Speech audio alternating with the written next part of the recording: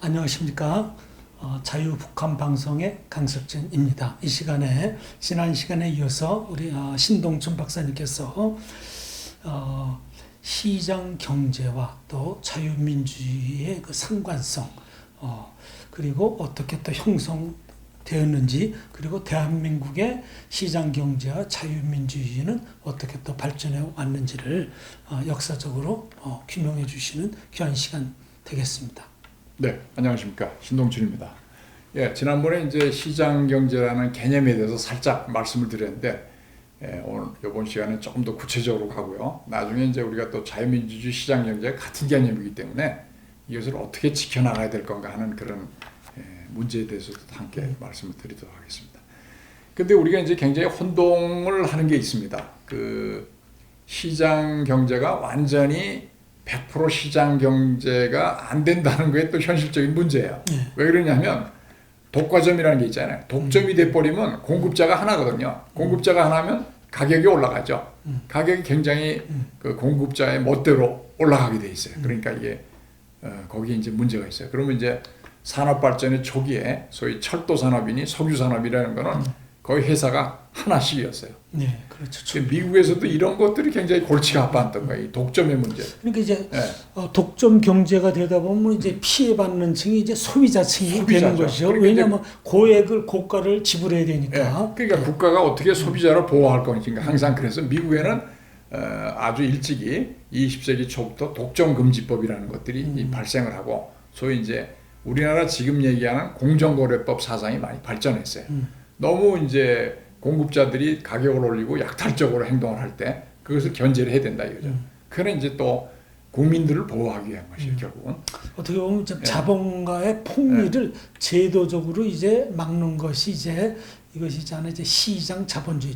그러니까 국가가 시장 경제를 통제한다, 관리한다는 이제 그런 사실은 이제 그러니까 시장 경제, 시장을 통제한다는 말도 맞지만 어떻게 보면 시장을 보호하기 위한 것이에요. 그러니까 가급적이면 독점을 철폐하고 경쟁자를 많이 도입시켜서 시장이라는 상태를 만들어주는 것이 이제 국가의 역할이라고 보는 것이에요.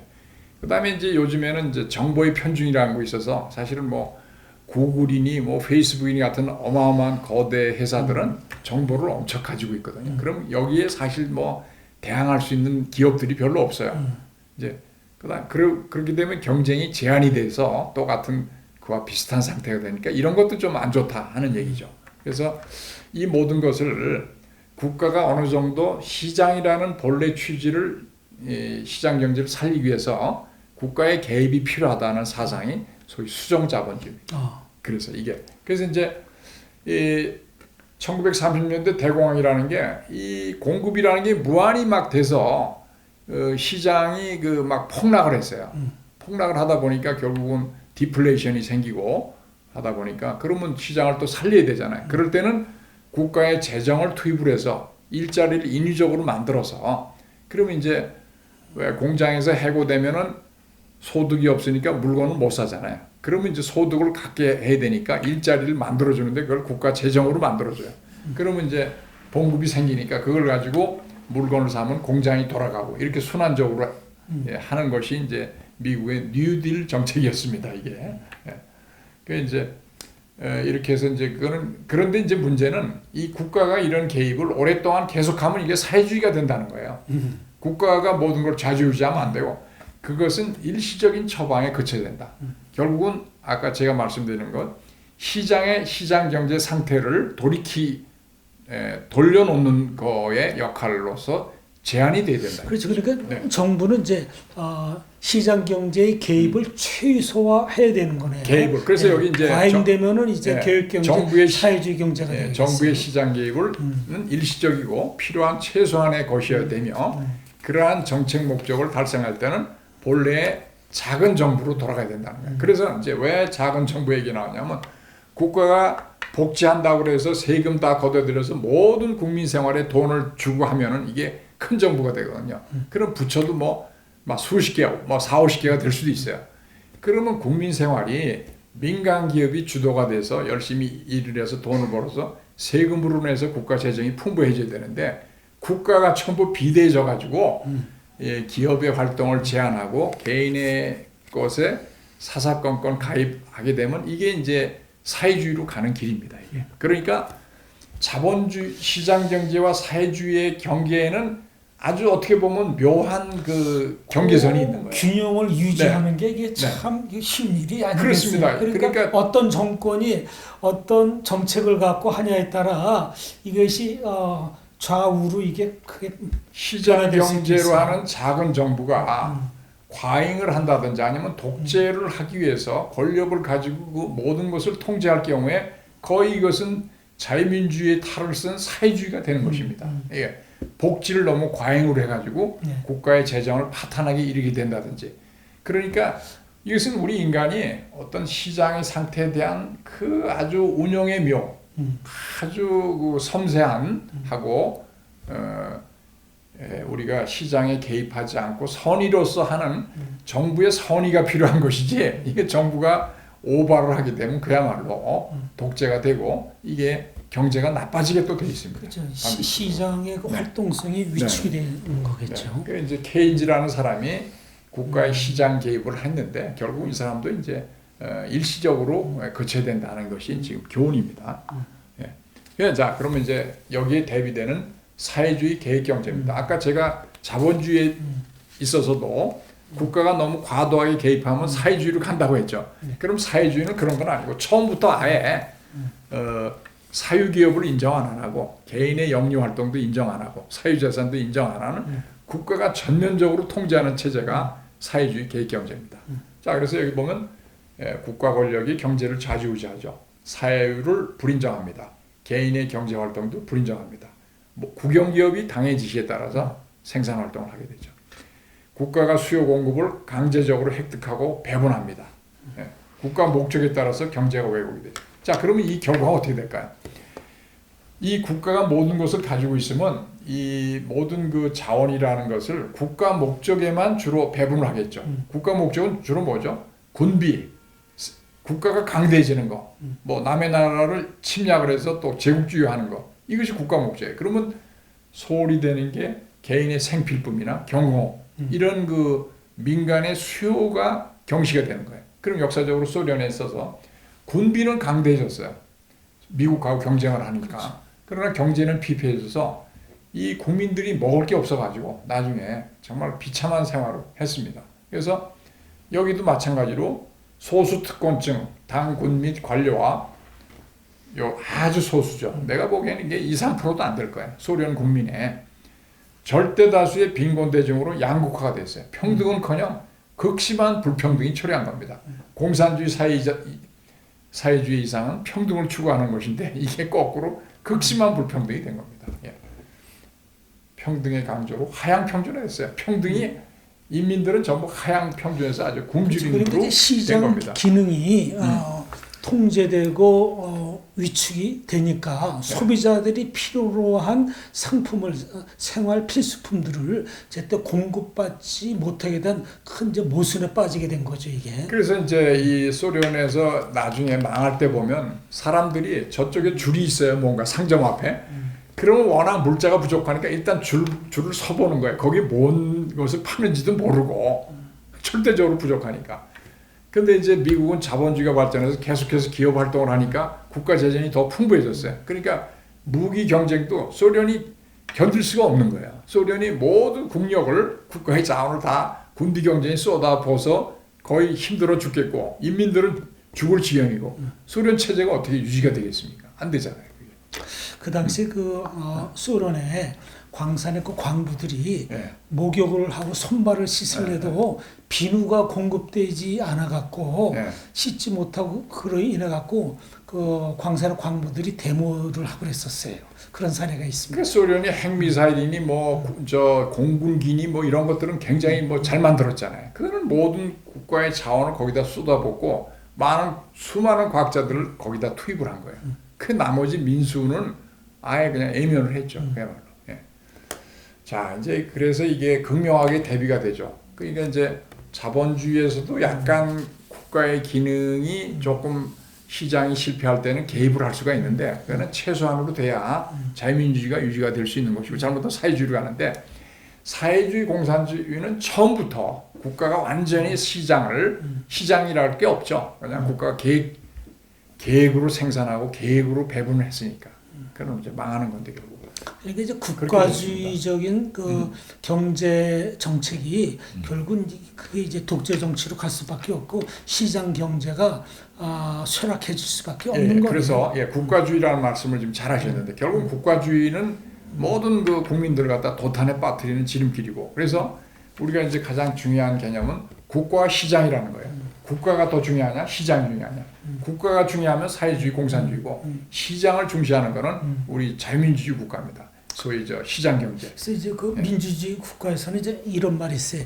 시장을 이기는 정부는 없다 하는 말이 있는데, 없죠, 지금. 근데 그걸 억압적으로 시장 경제를 국가가 통제하려고 하다 보면 시장 경제가 위축이 되고 쇠락하게 되고 독재 정치가 제가 요새 최근에 일을 한번 들어볼까요? 우리 정부가 강남의 아파트 값을 잡는다고 강남에는 아파트 더 지을 데는 없잖아요. 거기는 못 져요. 그러니까 이 서울시 애곽에다 짓고 또 지방에다가 이 공급을 갖다 과잉하다 보니까 지방의 아파트 값, 서울의 변두리 아파트 값은 막 뚝뚝 떨어져요. 거기서 그냥 막 뭐 입이 나오고 난리가 났어요, 주민들이. 강남은 계속해서 올라가요. 이 어떤 수요와 공급의 원리라는 것을 도외시하고 그렇게 강제적으로 뭐 가격을 내린다든지 하는 정책은 성공할 수가 없습니다. 이게 지금 귀중한 교훈이에요, 이것도. 그런 이제 우리가 아까 얘기했지만 자유민주주의라는 거는 제도도 중요하지만 우리가 그것을 바치고 있는 소위 도덕적 기초가 대단히 중요하다고 제가 얘기를 했습니다. 자, 쉽게 얘기하면 신뢰, 정직, 신용, 존중, 관용, 타협, 설득, 자제. 이게 다 도덕입니다. 이게 도덕이에요. 시민의 그 도덕성, 그 정신 문화가 어느 정도 성숙돼야지 자유민주주의 제도가 성공할 수 있는 거네요. 미국이나 선진국에서 제일 중대한 범죄가 거짓말하는 거예요. 그래서 위증죄 이런 것들은 엄청난 이 벌을 받습니다. 그렇죠. 그 미국의 그 닉슨 대통령이 거짓말했다가 그렇죠. 사퇴하지 않았습니까? 거짓말하는 건 모든 것을 허물어 버리는 거거든요. 사실 자체를 진실을 은폐하는 거니까. 그다음에 이제 프랑스의 그 또꾸빌이라는 사람이 똘레랑스라는 얘기를 했어요. 똘레랑스 영어로 탈러런스인데 이거는 이제 관용을 이제 어떻게 보면 표현하는 건데 그렇죠. 약자에 대한 배려겠죠. 다른 사람이 생각하고 행동하는 방식의 자유, 다른 사람의 정치적, 종교적 의견의 자유에 대한 존중 이런 거예요. 그러니까 서로가 존중하는 것들 말이죠. 근데 이것이 이제 똘레랑스를 지나치게 또 해석하면 안 되죠. 자유민주주의라고 해서 자유민주주의를 파괴하는 사생까지 우리가 관용을 한다. 이건 안 되는 겁니다. 소위 말해서 우리가 자유민주주의 한계는 자유민주주의를 파괴하는 공산주의 사회주의를 용인한다. 그것은 안 되는 겁니다. 그러면 자유주의가 무너지기 때문에 우리가 인류의 소중한 자산이 무너지고 인간의 공동체가 파괴된다는 거죠. 거기서 그래서 이제 자유 언론이 또 필수입니다. 공정하고 진실을 말하는 자유 언론. 이 언론이 거짓말을 할 때 아까 지금 거짓말이 제일 중요하다고 그랬는데 우리나라 언론들이 거짓말하는 언론들이 너무 많아요. 사실을 사실대로 보도하지 않는 언론에서 이제 가장 중요한 기능이 비판의 기능이죠. 그렇죠. 비판의 역할인데 그걸 안 할 것 같으면은 권력을 견제할 수가 없잖아요. 권력의 독주가 되면 독재자의 노예가 되는 겁니다. 결국 스스로가. 그 여기서는 이제 그 우리 민주 시민들이 끊임없는 역량을 배양을 해야 됩니다. 이것은 이제 서양에서는 정치 교육이라고 합니다. 시민 그러니까 교육이에요. 교육이라는 그 제도를 통해서 그것이 이제 성숙이 돼야 되는 거죠. 그런 이제 우리 학교에서 요즘에 난리가 난 그 전교조 교육, 그 학생들 어린이들한테 특정한 사상을 주입을 시키는 그런 그 의도된 것들 말이죠. 이런 게 있어서는 안 되는 겁니다. 자유민주주의 교육은 좋죠. 그러나 공산주의 교육을 시킨다. 그러면 자유민주주의가 유지가 되겠습니까? 안 되겠죠. 그래서 이 대한민국 정치는 저는 이제 우리가 앞으로 뭐 북한 동포님들하고 같이 이제 생각해 볼 문제는 이게 특권의 철폐를 하고 포퓰리즘을 배격해야 되는데 특히 정치인들의 유혹은 포퓰리즘에 있어요. 그렇지. 포퓰리즘을 다른 말로 표퓰리즘이라고 그러죠.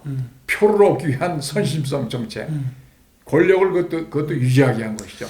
국가를 생각을 안 하는 그게 이제 거죠. 유럽에서 네. 중우정치란 말이 나왔었죠. 네, 네, 예, 그러면 이제 우리 자유민주주의와 시장 경제를 위협하는 적에 대해서 한번 생각해 보겠습니다. 예, 우리가 자유민주주의를 하는데 적이 없다 그러면 얼마나 좋겠습니까? 그러나 끊임없는 자유민주주의를 넘어뜨리려는 세력이 많습니다. 또 부작용도 또 부작용도 있는 물론 거죠. 있죠. 그러니까 민주주의 정신, 이런 그 시민 정신이 충분히 돼서 운영하는 사람들의 역량이 있어야 되지. 역량이 없이 진짜 시쳇말로 양아치 같은 사람들이 앉아 있다면 민주주의가 될 수가 없는 것입니다. 네. 그 방어적 민주주의라는 게 있어요. 방어적 민주주의는 제가 조금 전에 말씀드린 것처럼 자유민주주의를 무너뜨리려고 하는 세력에 있어서는 우리가 방어적으로 그럼 단호하게 돼야 된다 하는 것이죠. 우리가 나치스가 왜 그 2차 세계대전을 일으키고 5천만이라는 인류가 죽었을까요? 그는 독일 국민들이 나치스의 그 거대한 괴물이 나타난 것을 방지하지 못한 거예요. 거기다 동조를 했습니다. 그렇죠. 언론도 그렇고. 아리안 민족이 세계에서 우수하고 유태 민족이 이것을 가로막고 있다. 우리는 세계를 지배할 수 있는 선민이다. 이렇게 그거를 선동하는데 넘어간 거예요. 그렇죠. 선동 정치. 네. 그게 이제 결국 이제 중우 정치와도 이제 같은 거죠. 그러니까 끊임없이 국가가 그렇게 위험에 빠지지 않도록 시민들, 자유 시민들이 그것을 견제를 해야 되는 겁니다. 이것을 방어적 민주주의인데 우리나라에서도 가장 중요한 개념입니다. 자유의 적에게는 자유가 없다고 했잖아요. 자유를 파괴하는 세력한테 자유를 주면 안 된다는 것이죠. 예, 그게 방어적 민주주의 같습니다. 그래서 독일 연방 헌법재판소는 1956년에 이 독일 공산당에 대해서 아주 해산 명령을 내렸어요. 예, 그런 공산당이 자유민주주의하고 양립이 안 되고 그런 해친다고 본 겁니다. 미국에서도 지금 공산당이 허용이 안 되는 겁니다. 예, 우리는 비교적 상당히 사회주의고 공산주의적인 정당들이 있잖아요. 이게 이것이 문제죠. 그래서 이것을 자유롭고 민주적인 기본 질서, 우리 헌법에 하면 자유민주적 기본 질서라고 합니다. 이 기본 질서가 이 사회 곳곳에 국민 정신으로 정착이 될 때 민주주의가 유지가 된다. 그렇죠. 그러니까 이제 모든 시민들이 이 권력에 대한 주인의식, 책임의식이 있어야 민주주의 정치가 건전하게 이제 지속될 수 있는 거겠죠. 그 뭐 독일에서 이미 1952년에 사회주의 제국당이라는 게 해산이 됐고 공산당이 56년에 해산이 됐고 그죠? 또 2003년대는 독일 민족정의당이 신나치 성향이라서 이것도 해산이 됐어요. 터키에서도 터키연합공산당이니 사회당 이런 것들이 많이 해산된 경험이 있습니다. 그리고 이제 민주주의 국가니까 이렇게 사회적으로 나타난 그 모순과 그 부패성이라든지 그런 거를 이제 제도적으로 이제 계속 개선하면서 이렇게 나갈 수 있는 거겠죠. 우리나라도 자유민주주의 수호를 위해서 많은 노력을 했지만 이것이 아직 국민적으로 정신적으로 정착이 안 돼서 많은 위기가 지금도 계속되고 있는 것입니다. 그렇죠. 우리나라 자유민주주의 그 제도가 시작된 지가 뭐 한 5, 60년밖에 안 되지 않습니까? 우리나라가 스스로 민주주의 한다고 자만해서는 안 됩니다. 서구는 수백 년 동안 해서 겨우 지금 정착이 될까 말까인데 그것도 우리나라가 일제도 철권 통제 아닙니까? 거기서 무슨 민주주의를 경험한 것도 아니고 이것이 해방이 되고 나서 또 사상적으로 대립이 있었고 민주주의를 할 수 있는 충분한 토양이 없었다는 것이 우리나라의 현실입니다. 그래서 이제 우리나라에서도 1958년에 진보당 정적 제거를 위한 행정처분이 있었어요. 그다음에 이제 잘 아시겠지만 2014년에 헌법재판소가 통합진보당을 해산 명령을 내립니다. 아주 굉장히 그 큰 조치였죠. 그래서 이 좌파들이 엄청나게 여기에 대해서 지금도 항의를 하고 그런 지금 상황입니다. 그래서 지금 우리나라 자유민주주의를 수호하기 위해서는 많은 일들이 필요한데 일단 좌파들은 엄청난 그 소위 그 좌파의 인프라를 구축을 해왔죠. 민주노총, 전교조, 언론노조, 또 복지 포퓰리즘, 이게 계속되다 보니까 이 국민들이 굉장히 판단에 이 능력이 많이 흐려진 것도 지금 사실입니다. 베트남의 그 멸망의 그 공산화가 된 데는 그 이처럼 지식인들 또는 노동자, 농민들 이제 이 사람들이 선동이 돼 갖고 결국은 그 나라의 그 민주주의 정치를 갖다가 파멸시키는 그 원인을 제공했더라고요. 네. 그런 통합진보당이 그때 판결문에도 있지만 아로라고 그래서 그 국가 전복의 조직적인 그 계획을 하고 실행에 옮기려고 하는 것들이 다 문건에 나와 있잖아요. 그러면 대한민국을 파괴하는 정당을 어떻게 우리가 같이 살 수 있겠습니까? 예. 그래서 민주 시민 교육이 굉장히 필요한 겁니다. 이게 예, 지금 독일에서 특히 그 이제 정치 교육이라고 해서 그걸 이제 독일의 민주 시민 교육은 어릴 때부터 예, 이제 교육을 초등학교, 중학교, 고등학교를 이어서 계속해서 예, 여러 가지 예, 교육을 시키고 있어요. 저희 학교 다닐 때는 이제 사회 과목이라는 것이 있어요. 일반 사회라는 게 네, 있었어요. 네, 일반 네. 사회. 그 이제 이게 다 그런 그 민주주의 제도를 가리키는 건데 지금 잘 모르겠습니다. 지금 예. 그래서 독일이 나치스의 그 뼈저린 그 체험을 했기 때문에 독일은 민주주의를 지키려고 많은 노력을 하고 있다 하는 것이죠. 민주 시민 교육입니다. 예, 지금 뭐 얼마 전에 청와대에서 한 거 보면 여기 가장 핵심적인 게 자유민주주의의 자유를 빼려고 하는 헌법 개정안이 나왔다는 게 굉장히 무서운 얘기죠. 왜 있는 자유가 없어서 난리인데 있는 자유도 없애려고 하는 건지 이해가 안 되잖아요. 사회주의와 네. 하겠다는 그런 의도가 거기 인민민주주의 사람 중심의 사회를 만들려고 하는 거예요. 뭐 제가 보기에는 그렇게밖에는 생각이 안 되죠. 예.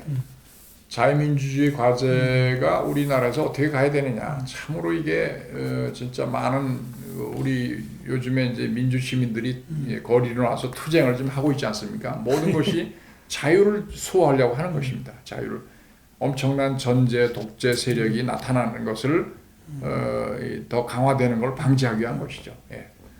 예, 그럼 이제 사회주의 전체주의로 나가려고 하는 것을 막아야 되는 것이죠. 그다음에 지방자치분권이 뭐 북한하고의 연방제 통일에 어떤 기초를 쌓는 것이기 때문에 이것도 굉장히 문제가 되는 것이고요. 이미 우리나라에는 경제 민주화, 소위 이제 상당히 그 평등과 복지를 하는 조항들이 많이 있습니다. 많이 있어요. 그 뭐 이 정도로도 충분하고 우리나라가 사회주의 요소도 많이 있는데 이것을 완전히 뭐 국가가 다 경제를 자주유지하겠다 하면은 사회주의 공산주의화 되는 것이죠.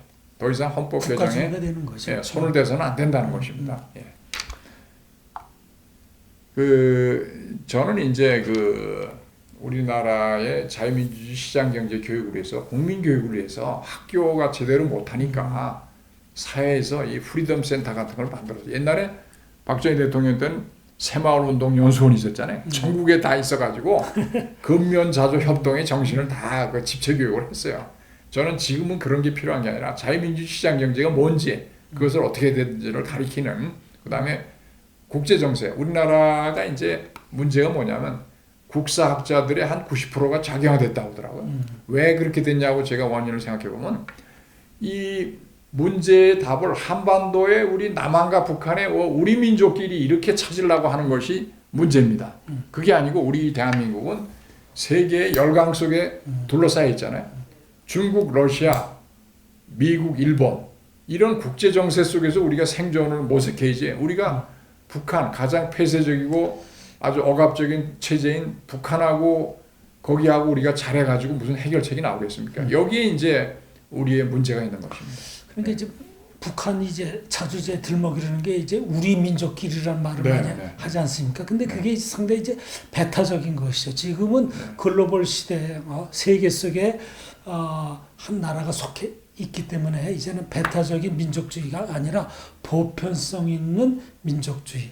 우리가 세계 시민이 되죠. 지금은 세계 시민이 돼 우리가 먹고 살고 다른 나라하고 잘 공존 공용할 수 있는데 지금 우리 민족끼리 그 자체도 잘못됐지만 거기에 또 뭐가 있냐면 우리 민족끼리가 북쪽에는 우리 북한의 동포 여러분들이 포함되어 있는 게 아니라 김정은 정권이 우리 민족이라는 거예요. 지금 그게 안 되는 거죠.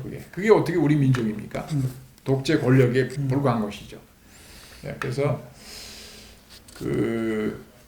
우리나라는 사상의 완전한 자유를 허용할 만큼 우리나라 상황은 여유가 없습니다. 우리나라는 분명히 중국, 북한이라는 거대한 진짜 독재 권력, 공산주의 세력이 바로 옆에 있기 때문에 우리가 여유가 없습니다. 우리가 무슨 공산주의, 사회주의 사상을 다 허용을 해가지고 우리나라 이 자유민주주의 체제가 유지할 수 있다고 생각하는 건 환상입니다. 그래서 거기에 대한 우리가 그 분별력을 가져야 되죠. 그렇습니다. 어디까지나 한계를 가지고 우리가 생각을 해야지 그렇게 하다가는 우리나라 체제가 유지가 안 되죠. 또 하나 질문은 이승만, 박정희 정치가 김일성 3대 세습 통치보다 더 나빴습니까? 어떻습니까? 나는 우리 그 민주화 세력들이 박정희 독재에 대해서 그렇게 저항을 하고 뭐 투옥도 되고 했습니다만은 김일성 독재 거기에 대해서 진정하게 한번 목소리를 냈는가 한번 성찰을 해야 된다고 생각합니다. 아무도 그런 얘기가 없어요. 뭐 있는 사람도 있죠. 2차 대전 이후에 식민지에서 독립된 나라 가운데 가장 시장 경제와 자유민주주의 정치의 가장 성공적인 모델이 대한민국이라고 그러더라고요. 그것은 누구 때문에 그랬습니까? 이승만의 자유민주주의 헌법과 그렇죠. 박정희의 산업화에 의해서 달성이 된 겁니다. 그걸 우리가 인정해야 되죠. 인정을 해야죠. 그래서 문제를 우리가 전체적으로 균형 있게 봐야지 그것을 부정하면은 우리 대한민국은 존재할 수 없는 것입니다. 예. 그럼 우리가 이제 80년대 후반부터 공산주의는 이미 이제 붕괴가 됐고 이미 다 게임은 끝난 거라고 보는데 중국이 이제 국가 자본주의를 하고 있어요. 근데 자본주의 모순이 엄청 부작용이 나오고 있잖아요. 국가가 다 통제하는 자본주의예요. 그러니까 그거는 안 되고 지금 홍콩의 민주화 요구, 대만의 독립, 티베트, 신장 위구르에 지금 중국이 거의 분열 위기를 맞이하고 있어요. 그리고 공산 그러니까. 그 집권당의 또 부패상, 그건 이미 뭐 세상이 또 다 아는 바죠. 그러니까 대한민국에 지금까지는 이승만 대통령이 건국을 했고 박정희 대통령이 산업을 해서 지금은 이제 민주화가 계속이 되고 있는데 민주화가 굉장히 혼동스럽게 지금 가고 있어요. 그래서 지금 대한민국은 앞으로 진짜 선진국이 돼야 되는데 선진화를 하려면 대한민국이 비정상이 정상화되고 민주화가 진정한 민주화가 돼야 선진화가 된다고 보는 겁니다. 자, 두 분의 큰 지도자가 우리를 이끌어서 그나마 우리가 당군 이래로 가장 잘 사는 시대가 됐고요. 우리가 또 한미 동맹을 굳건하게 지켜야 자유민주주의를 지킬 수가 있습니다. 그 자유민주주의를 위협하는 적들에 대해서는 이제 포퓰리즘이나 권위주의 또 뭐 이란이나 이런데 그 해교들이 지배하는 신정정치 또 전체주의, 공산주의 전부 이 자유민주주의를 위협하는 세계의 적들입니다. 이거 맞춰서 싸워야죠. 푸틴의 권위주의 아시죠? 베네수엘라 차베스 정권, 마두로 정권에서 사회주의 하면서 국민의 4분의 1이 국외 탈출을 했어요. 해교 호메니가 했지만은 이란이 지금 경제적으로 너무나 나쁘고 핵 개발에 하면서 세계에 문제를 일으키고 있죠. ISIS 이거 종교에 빠져가지고 극단적인 테러, 극단적인 종교 테러입니다 이게. 나치스 잘 아시잖아요. 국민들이 왜 이 나치스에 빠져가지고 말이죠. 이 제약을 했는지. 중국은 문화대혁명 때 인민재판 엄청 많이 했잖아요. 많은 사람들이 무고하게 죽었어요. 3천만 명 이상이 죽었죠. 진짜. 스탈린 말할 수 없어요. 수백만 명을 스탈린은 권좌에 들어서서부터 죽을 때까지 숙청의 역사였습니다. 이게 스탈린의 대숙청이라고 합니다. 북한은 또 강제 구금 시설이 한 지금 10만 명 이상 그 수용소에 있다고 그러잖아요. 이게 참 뭐 너무나 열악한 거대한 정치범 수용소라고 그러죠. 그렇죠. 그 뭐 이런 그 동상들이 우상화하는 겁니다. 우상화. 저는 기독교 정신이 굉장히 중요하다고 보는데 하나님 나에는 우상을 섬기지 말아야 되잖아요. 하나님은 신으로서 존재하는 것인데 그 밑에 인간이 신으로서 행사하려고 하는 건 우리가 그걸 용인할 수 없다는 것입니다. 그래서 우리가 이제 결론적으로 마치면은 자유민주주의는 피를 먹고 자랐고 자유민주주의를 위협하는 어떤 그 전체주의나 독재에 대해서 맞서서 싸울 때만 자유민주주의를 지키고 우리 개인이 인간의 삶을 제대로 영위할 수 있다 하는 것이 역사의 교훈이고 지금 우리 시대의 또 당면 과제다 이렇게 그러니까 우리 신 박사님께서 이제 2회에 걸쳐서 자유민주주의와 시장경제에 대해서 말씀해 주셨는데요. 이것은 인간이 보편적으로 누려야 될 가장 기본적인 것이고 역사적으로 이미 이것은 검증이 된 거기 때문에 이것을 우리는 계속 계승하고 발전시켜야 될 의무가 우리 각 개개인 모든 시민들에게 있는 것이라고 그렇게 생각됩니다. 감사합니다. 감사합니다.